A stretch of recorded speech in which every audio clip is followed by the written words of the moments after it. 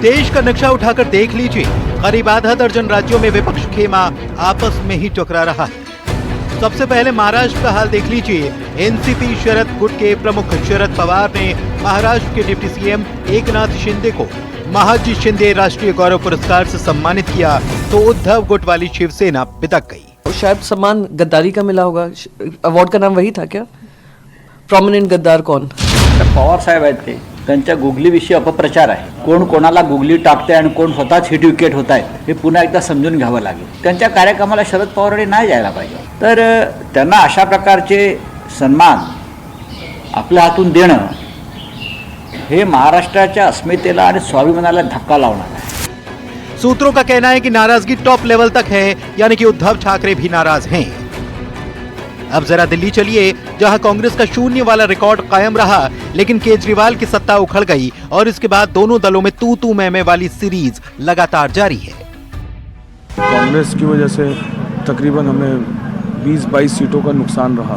देखिए, साथ में लड़ते तो भी नहीं जीतते, लेकिन अगर हम साथ लड़ते तो हो सकता है भारतीय जनता पार्टी ज्यादा बहुमतों से अपने अपने इलाकों में जीते। हरियाणा का हाल भी देख लीजिए, जहां पर 4 महीने पहले हुए चुनाव में बीजेपी के सामने कांग्रेस औंधे मुंह गिरी और अपनी हार का विलेन केजरीवाल की आम आदमी पार्टी को बना दिया।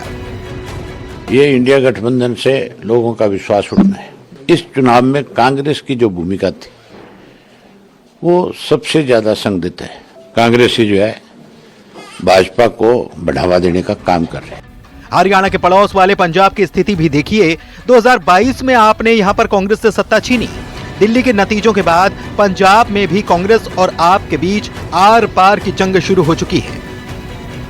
मेजॉरिटी जो उस टाइम गई वो कांग्रेस के इन टच पर है, तो हमारे साथ सभी इन टच में है। अब पंजाब में इनकी सरकार जाएगी और वहाँ मिड टर्म पोल होगा। और बंगाल का हाल ऐसा है कि ममता बनर्जी ने एकला चलो का नारा तो बुलंद किया ही, साथ ही कांग्रेस को ठेंगा दिखाते हुए ये भी कहा कि बंगाल में कांग्रेस का कुछ नहीं है। कुल मिलाकर 2024 के लोकसभा चुनावों से पहले बने इंडी गठबंधन की कहीं हार है तो कहीं सहयोगियों में रार है। लिहाजा ऐसे में सवाल यह है कि क्या आने वाले दिनों में विपक्ष खेमे का बवाल और तेज होगा? Bureau report, news 18।